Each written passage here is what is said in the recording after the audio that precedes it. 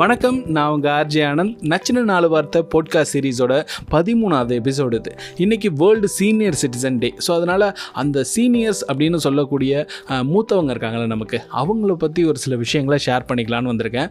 1991 கிட்டத்தட்ட 30 வருஷத்துக்கு முன்னாடி இந்த ஒரு நாளை வந்து அவங்களுக்காக டெடிகேட் பண்ணியிருக்காங்க. ரீசன் என்ன அப்படின்னு பார்த்தீங்கன்னா, அவங்களுடைய மனசு, உடம்பு இது ரெண்டுமே நல்ல சீராக இருக்கணும், அவங்க மேலே நாம் அக்கறை காட்டணும் அப்படின்ற அந்த மாதிரியான விஷயங்களுக்காக தான் இந்த ஒரு தினத்தை நம்ம அனுசரிக்கிறோம். எந்த ஒரு நாட்டில் மூத்தவங்களை மதிக்கலை அப்படின்னா அந்த நாடு அந்த அளவுக்கு பெரிய நாடாக ஆகிறதுக்கான வாய்ப்புகள் இல்லை அப்படின்னு ஒரு சிலர் சொல்லுவாங்க. இதில் நம்ம இந்தியாவில் சீனியர் சிட்டிசன்ஸை எப்படி மதிக்கிறோம் அப்படின்னா, அவங்களுக்கான நிறைய சலுகைகள் இருக்குது. முக்கியமாக இந்த ஒரு சலுகை, அதாவது இந்த ட்ரெயினில் போகும்போது அவங்களுக்கான கன்செஷன், அதுவும் இந்த கொரோனா டைமில் கொஞ்சம் அது இல்லாமல் போயிடுச்சு. ஸோ இந்தியாவில் சீனியர் சிட்டிசன்ஸை எப்படி மதிக்கிறாங்க அப்படின்னு பார்த்தீங்கன்னா, ஒரு 60 வயசு ஆயிடுச்சு அப்படின்னாலே அவங்களுக்கான ஒரு சில முன்னுரிமைகள் அதெல்லாம் கொடுக்கறதுக்கு நம்ம அரசாங்கமே முன் வந்து செயல்கள்லாம் செஞ்சிட்ருக்காங்க. அதெல்லாம் தாண்டி ஒரு வயசானவங்க பஸ் ஸ்டாண்டில் நின்றுட்டுருக்காங்க அப்படின்னா, அங்கே ஒரே ஒரு சேர் தான் இருக்குன்னா, அம்மா நீங்கள் உட்காருங்க, ஐயா நீங்கள் உட்காருங்க அப்படின்னு சொல்கிற ஒரு பழக்கம் இன்னமும் இருக்குது. அதுவும் இல்லாமல் பஸ்ஸில் போகும்போது வயசானவங்க இருக்காங்கன்னா, கொஞ்சம் யங்ஸ்டர்ஸாக இருக்கிறவங்க எந்திரிச்சிட்டு அவங்கள உட்கார வைக்கிறதுக்கான அந்த ஒரு மனசு இருக்குல்ல, அதுதான் நம்ம நாட்டில் சீனியர் சிட்டிசன்ஸுக்கு கொடுக்கக்கூடிய ஒரு அங்கீகாரமாக நாம் பார்க்குறோம். ஸோ இது வந்து எப்படின்னா, அஃபீஷியலாக 60+ அவங்கள எல்லாரையும் சீனியர் சிட்டிசன் சொல்கிறாங்க. அதோட இன்னொரு இன்ட்ரெஸ்டிங்கான விஷயம் நான் இப்போ தான் இன்றைக்கி தான் எனக்கு தெரிஞ்சிச்சு. அதாவது சூப்பர் சீனியர் சிட்டிசன்ஸ் அப்படின்னு சொல்கிறாங்க. அதாவது 80+ இருக்காங்கல்ல, அவங்களாம் சூப்பர் சீனியர் சிட்டிசன்ஸ் தான். எப்படி 100 இயர்ஸ்க்கு மேலெலாம் ஓட்டு போட வரவங்களுக்கான ஒரு பெரிய நியூஸ் கவரேஜ் இருக்குதோ, அந்த மாதிரி ஒவ்வொரு சீனியர் சிட்டிசன்ஸுக்கும் நம்ம ஒரு சில மரியாதைகளை கொடுக்க வேண்டியது இருக்குது. ஸோ இப்படி ஒரு விஷயத்தை நம்ம மனசில் வச்சுக்கணும். அது மட்டும் இல்லை, நமக்கு சின்ன வயசில் கதைகள்லாம் சொன்னவங்க இருப்பாங்க. முக்கால்வாசி நம்ம பாட்டி, தாத்தா இந்த மாதிரியான ஒரு சில நபர்கள் தான் நமக்கு கதைகள் சொல்லியிருப்பாங்க. அவங்க சொன்ன கதைகளில் ஒரு மாரல் இருக்கும். ஸோ அந்த ஒரு நன்னெறி கதைகள் அப்படின்ற மாதிரியான விஷயங்களை தான் அவங்க எப்போவுமே சொல்லுவாங்க.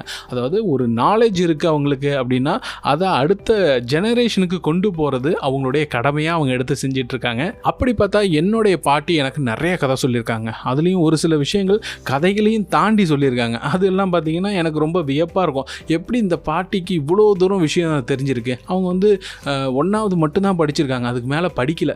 ஆனாலும் கூட கேள்வி ஞானம் இருக்குது பார்த்திங்களா, அதுதான் அடுத்த ஜென்ரேஷனுக்கு அவங்க கொண்டு போய் கொடுக்கக்கூடிய அறிவாக இருக்குது. அதில் ஒரு விஷயம் அவங்க சொன்னது எனக்கு இன்றைக்கி வரைக்கும் ரொம்ப வியப்பான ஒரு விஷயமா இருக்குது. நம்ம இப்போ ரீசன்ட் டைமில் அகழ்வாய்வு, இந்த எக்ஸ்கவேஷன்லாம் பண்ணுறாங்கல்ல, அப்போல்லாம் முதுமக்கள் தாழி அப்படின்னு ஒன்று எடுப்பாங்க. ஸோ அந்த முதுமக்கள் தாழின்றதை எனக்கு ஃபஸ்ட்டு இன்ட்ரடியூஸ் பண்ணது எங்கள் பாட்டி தான். துளசி அவங்களோட பேர். ஸோ இப்போ இல்லை, ஆனால் அவங்க சொன்ன கதைகள்லாம் இருக்குது பார்த்திங்களா, சாயந்தரம் ஒரு 6 மணி ஆகிடுச்சுன்னா போதும், அவங்க வந்துட்டாங்கன்னா அவங்க மடியில் படுத்துக்கிட்டு அப்படியே கதை சொல்லுங்கள் அப்படின்னு உட்காந்துருப்பேன். கதை பாட்டுக்கு அவங்க பாட்டுக்கு சொல்லிகிட்டே இருப்பாங்க. ஒரு 8:30 மணி வரைக்கும் கதை கேட்பேன்னா பார்த்துங்க. ஸோ இந்த மாதிரியான ஒரு முதுமக்கள் தாழின்றதை எனக்கு இன்ட்ரடியூஸ் பண்ணது எங்கள் பாட்டி தான். சில பேருக்கு முதுமக்கள் தாழினா என்னன்னு தெரியாமல் இருக்கும். அவங்களுக்கு ஒரு சின்ன குறிப்பு மாதிரி சொல்லிடுறேன். அதாவது முதுமக்கள் தாழின்றது அந்த காலத்தில் தமிழ்நாட்டில் வயசானவங்க இறந்துட்டாங்க அப்படின்னா அவங்களோட உடல் இல்லைன்னா எலும்பு, அவங்க பயன்படுத்திக்கிட்டு இருந்த ஒரு சில பொருட்கள் அதெல்லாம் ஒரு பெரிய பானையில் வச்சு புதைச்சிடுவாங்களாம். ஸோ இதை தான் முதுமக்கள் தாழி அப்படின்னு சொல்லுவாங்க. அதில் எங்கள் பாட்டி சொன்ன கதையில் பார்த்திங்கன்னா கொஞ்சம் பயங்கரமாலாம் இருக்கும். வயசாகிடுச்சு அப்படின்னா ஹைட்லாம் குறைஞ்சிருவாங்க, குட்டையாக போயிடுவாங்க, கூனி தான் நடப்பாங்க. அவங்களெல்லாம் அந்த முதுமக்கள் தாழிக்குள்ளே வச்சு கீழே புதைச்சிருவாங்க. அவங்களுக்கு தேவையான தண்ணியெலாம் வச்சு புதைச்சிருவாங்க. அவங்க கொஞ்ச நாள் இருந்துட்டு அதுக்கப்புறமா இல்லாமல் போயிடுவாங்க அப்படின்லாம் பயமுறுத்துகிற மாதிரியான கதைகளையும் எனக்கு எங்கள் பாட்டி சொன்னாங்க. அதுவும் ஒரு விதத்தில் அது பாதி உண்மை தாங்க. அது ரொம்ப முடியல, அவங்களுக்கு வயசாகிடுச்சு, அவங்களால நடக்க முடியாது, பேரலைஸ் ஆகிட்டாங்க.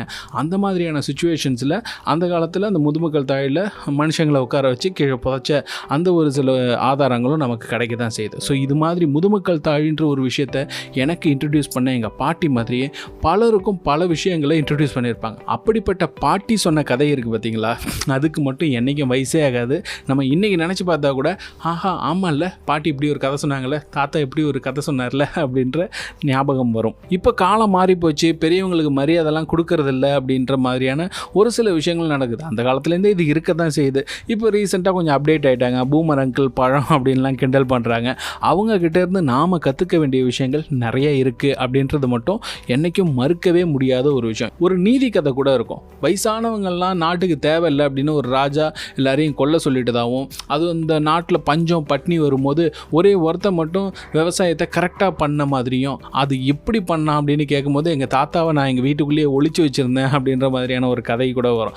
ஸோ எப்படியெல்லாம் ஒரு பெரியவங்களுடைய அறிவு நமக்கு பயன்படுது அப்படின்றத நாம் புரிஞ்சுக்கணும். அவங்க காலில் விழுந்து ஆசீர்வாதம் வாங்குறதுக்கு மட்டும் இல்லை, காசு வாங்குறதுக்கு மட்டும் இல்லை, அவங்கக்கிட்டேருந்து அறிவை நம்ம எப்படி வாங்குறதுன்றதையும் நம்ம கொஞ்சம் யோசிச்சு பார்க்கணும். அவங்க சொல்லக்கூடிய விஷயங்கள் டெக்னாலஜிக்கலாக அப்டேட்டடாக இல்லாமல் கூட இருக்கலாம். ஆனால் அவங்க இத்தனை காலமாக அவங்களுடைய லைஃப்பில் ஒரு சில விஷயங்களை லேர்ன் பண்ணியிருப்பாங்களே, அந்த லேர்னிங்ஸ் எல்லாம் நமக்கு கண்டிப்பாக எப்படியாவது ஒரு விதத்தில் உதவும் அப்படின்னு தான் நான் நம்புகிறேன். அப்படிப்பட்ட பெரியவங்ககிட்டேருந்து நாம் கற்றுக்க வேண்டியது நிறைய இருக்குது. அன்பு, மரியாதை, தைரியம், நேர்மையாக இருக்கணுன்றது, அறிவு, தன்னடக்கம், உண்மை, இந்த மாதிரி நிறைய ஒரு லிஸ்ட்டு போயிட்டே இருக்கும். ஸோ இப்படிப்பட்ட விஷயங்கள் எல்லாத்தையும் நாம் அவங்ககிட்டேருந்து கற்றுக்குவோம். இன்றைக்கி வேர்ல்டு சீனியர் சிட்டிசன் டே. ஸோ இந்த டேயில் நான் இந்த விஷயங்கள்லாம் உங்கள்கிட்ட ஷேர் பண்ணணும், எங்கள் பாட்டி பற்றி ஷேர் பண்ணணும் அப்படின்னு ஆசைப்பட்டேன். உங்களுக்கும் உங்களுடைய பாட்டி இல்லை தாத்தா ஒரு சில விஷயங்களை அப்படியே அறிவு சார்ந்த விஷயங்களை கதையாக கூட சொல்லியிருப்பாங்க. அது எல்லாத்தையும் நீங்கள் அப்படியே ஞாபகப்படுத்தி பாருங்கள். எனக்கு மெசேஜ் கூட பண்ணலாம். இன்னொரு போட்காஸ்ட்டில் நம்ம தாராளமாக அதை பற்றி பேசலாம். ஸோ என்னோடய Instagram handle IRJ Anand. Message பண்ணுங்கள், ஒரு ஆடியோ நோட் கூட அனுப்பலாம் தாராளமாக. ஸோ இன்றைக்கி நச்சின 4 வார்த்தை பாட்காஸ்ட் சீரீஸில் வேர்ல்டு சீனியர் சிட்டிசன் டே பற்றி தெரிஞ்சுக்கிட்டோம். பெரியவங்க அவங்ககிட்டேருந்து நம்ம கற்றுக்க வேண்டிய விஷயங்களை பற்றி புரிஞ்சுக்கிட்டோம். ஸோ இதே போல் இன்னும் நிறைய விஷயம் ஒவ்வொரு பாட்காஸ்ட்லேயும் உங்களுக்காக காத்துக்கிட்டே இருக்குது. ஸோ கேட்டு என்ஜாய் பண்ணிக்கிட்டே இருங்க. நான் உங்கள் RJ Anand. Tata, bye bye, take care.